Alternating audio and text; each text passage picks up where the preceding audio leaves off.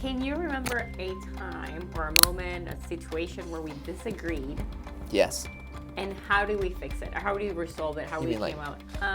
Not today, probably. Just like like a moment that you felt like, okay, we were in disagreement. Like the time you thought I was having an affair? Oh my God. So we actually made a post on Facebook, and a lot of you guys, if you're watching and you made a comment in that post, ask a few of these questions that I'm going to ask JC. But mine are going to be a little bit different, JC. We're going to get started with like overarching. I think we need to provide some context on the responses that you're going to provide on, that I have for you. Okay, so the first thing I want you to I've never seen these questions, yes, by the way. Yes, he has never seen it, just like any other presentation. This is stupid. Okay.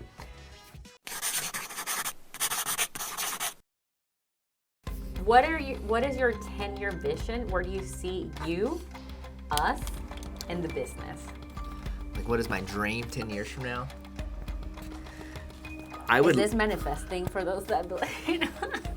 I would love to see us having, running 10 companies in total.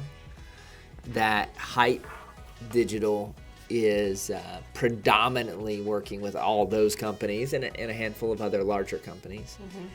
And my day, from a task-oriented, I have like a weekly meeting with each of our owners, or bi-weekly or monthly, and there's 0 other things allowed on my calendar. Like, no one allows anything on my calendar. Call me if you want to talk to me or ping me, and like living day by day. Outside of those 10 meetings, everything else is day by day.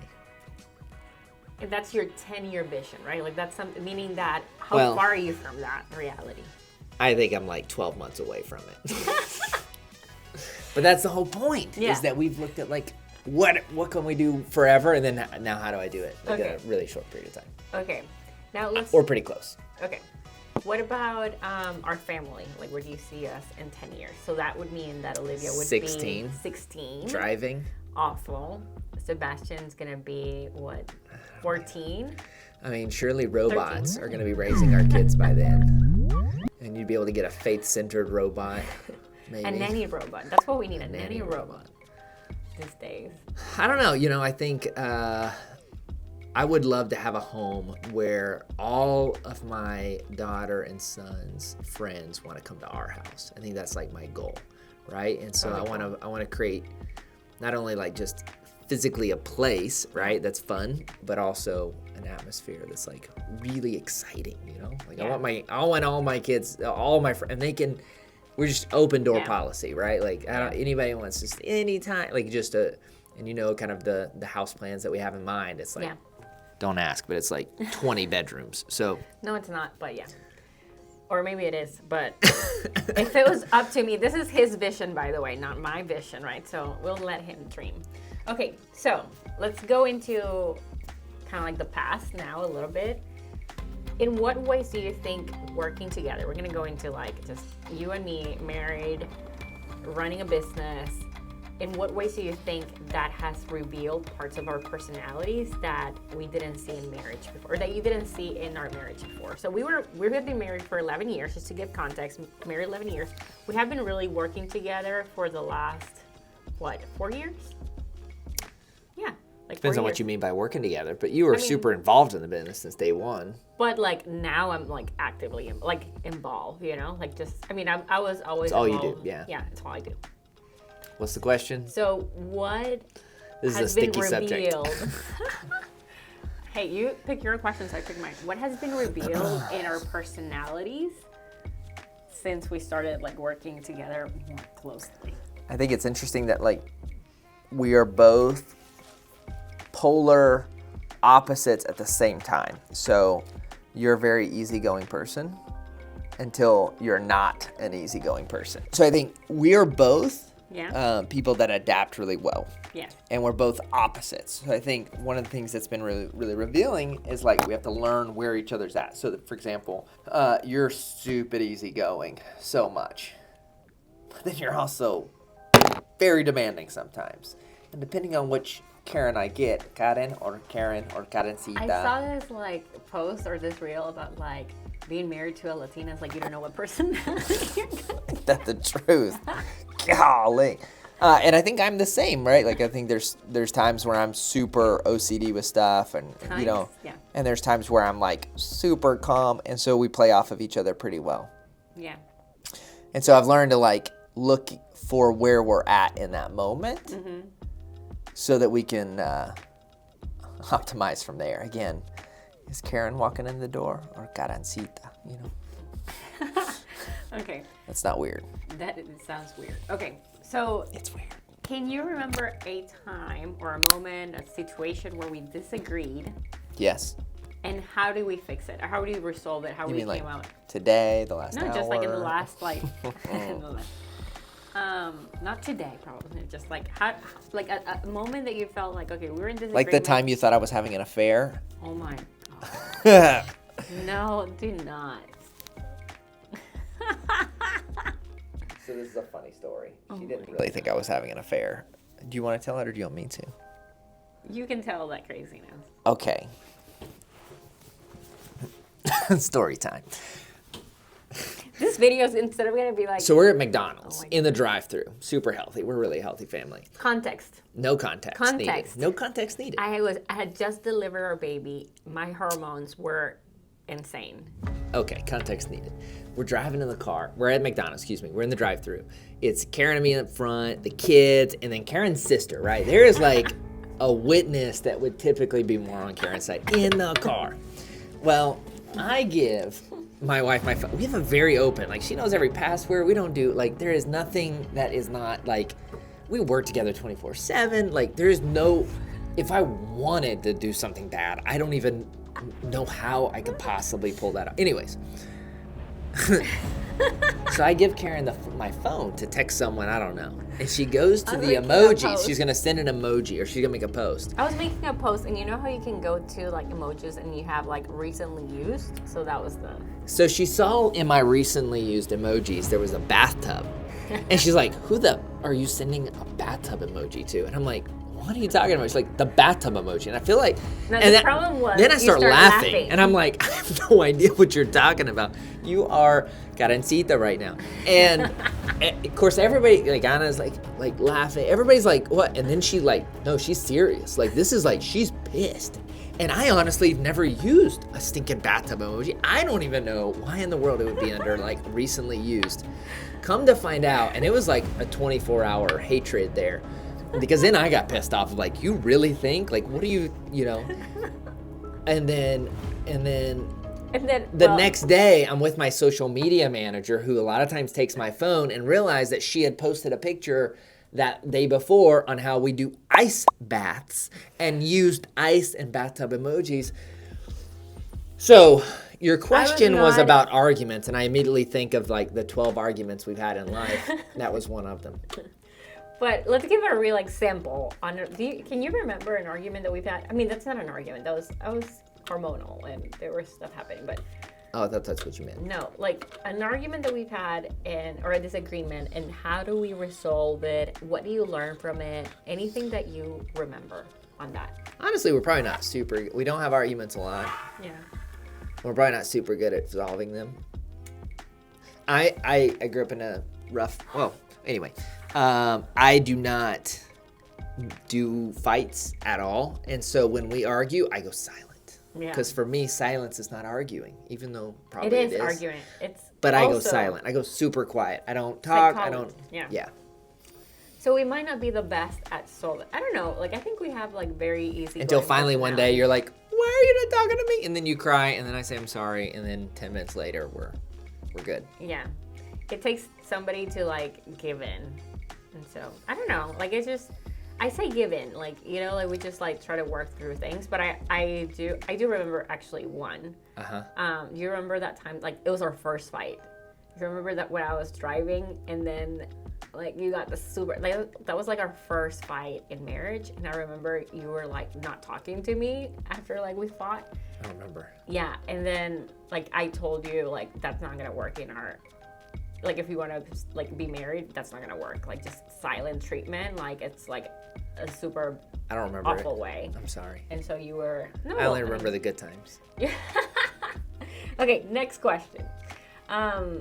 What is one thing that you've learned from working with me that you think makes our marriage stronger? Say good things. One thing that you have learned from working with me. You've gotten a lot more confident in a lot of ways over the last couple of years. And I think that's helped our marriage in a lot of ways over the last couple of years. I think in the beginning, like, just because my personality was just go, I drove things a lot more. And I think now you tend to drive things just as much. In fact, I think we swapped places. I think I used to be outgoing and now I'm more quiet and you're now more outgoing. But I think that you do a lot better than me like, you're a lot better with relationships and a lot better at building like really strong bonds between people. And I'm not near as good at that. And I think that, anyway, that's. Okay. Okay, next question. What are the biggest sacrifices we've made as a couple for the sake of growing the business? And do you think they were worth it? Sacrifices as a couple for the sake of the business. I don't know. Have we made any sacrifices? I feel like we've always been pretty honed into family or whatever. I think we're pretty good at balancing. I think maybe there were seasons where, we put the business as a priority. But then I think we're quick to like go back to it. So, yeah, I think so. Okay. Do you ever feel that the business competes for attention or our family or our faith? And how do you maintain balance between things getting overwhelming? I definitely think, our attention is always being pulled in a lot of different ways. And obviously, it's for us, businesses, a lot of people have like a work and then they have a hobby. And then they have maybe a hobby they do with their spouse. And for us, all three of those are the same thing. And then they do vacations, and our vacations are typically wrapped around business. We tell our COO to go on vacation with us. And so, I think, but I don't see it as like so funny sacrifice or anything like that. Like, this is the life we've set up, and we believe, we're fully committed to the commitment that we believe God put on us. And so at the end of the day, like, that's what we're honed into. And I think. And what is that commitment? 1,000 people. Okay. Is there a time where it's funny because we have a conversation on that happening before we record this video. So we're going to record another video on commitment and things like that. But is there ever a time where you feel like business bleeds negatively into our relationship? Or like maybe like a time? Has there ever been a time where it affected our relationship in a negative way? I think that a lot of times we don't know the long-term effects, obviously, for a very long time. And so there's a lot of things that we do that I'm curious about into how they will unfold later on. We were at the football game the other day, and Olivia comes up and it's like was selling popcorn to people, like just randomly walking up to people and like, do you want to buy some popcorn? Sticking her hand in the bag and then pulling out pop. And I'm like, and we don't even talk about business really in front of the kids that much. Like, where did she get that? Yeah. But so that's when like, okay, well, is that a good thing or is that a bad thing? I don't know. And we'll probably find out very long. So I think, honestly, I look at it less as like, well, what has been like super negative and like, oh my gosh, that really was, we did that wrong. As there's more of, because even the bad things, James talks about, right? Like how adversity and all these things, like that's what builds character and eventually wisdom. And so even those things, the rough things, I think has been good overall. We won't find out until later. Okay. Somebody asked this on Facebook, actually. How do you avoid bringing work conversations to the dinner table? We don't. I think we do now. Do we? Yes. I don't think there's ever a moment where I'm like, I want to ask you a work question. Oh, but it's dinner table. No, but I think like, at least I feel like we're both cautious about not bringing it up. During off hours, I feel like I'm not asking you about like specific topics of the business. Try not to. Try not to. Okay, maybe there is something there. What role do you think faith plays in the decisions we make for the business, especially when facing tough times? Everything. I have surrounded myself with people that believe what I believe. And I think every aspect, I mean, we've been through some really hard times, and, Kagan or someone calls us up and prays with us, on the way to work, right? Because they know it's like, hey, these are tough days, let's figure out what the right thing is. And so, we try to always make good decisions. I think that's hard. I mean, I think sometimes, battling between, forgiveness and demanding excellence, fighting between, profit, like how much money should a business make? It's kind of, or how much should we give and back to our people or whatever. I think there's just is a very confusing from time to time. And again, I think we have made the decision to look at that season by season and understanding, what season are we in right now, and what do we feel aligns with, again, the ultimate vision that we believe God put on us. Okay, those are all the questions I have. Those are easy. Those were easy questions, yeah. You answered them right. I think it's, we'll leave you guys with this thought, right? I think we've had some mentors in our life that have bestowed upon us like tough questions, and these aren't tough questions, but like asking questions to each other and working through those things. Even in our marriage class, we have to do that tomorrow, right? Go through a bunch of questions with each other. And I think those are interesting conversations. Uncomfortable, but I think it's just like, it's the things that we should know about each other, and it's good to ask, And again, all this is about like, how do we continue to scale and grow without sacrificing, right? Everything, without sacrificing the things that we care most about. Everything. You're always sacrificing something for something. You never say yes to something without saying no to other things. Let me repeat that. You never say yes to something without saying no to the other things. I said yes to Karen, and I said no to every other girl. I say I'm going to the grocery store, which means I can't go to the park. I go every yes, right?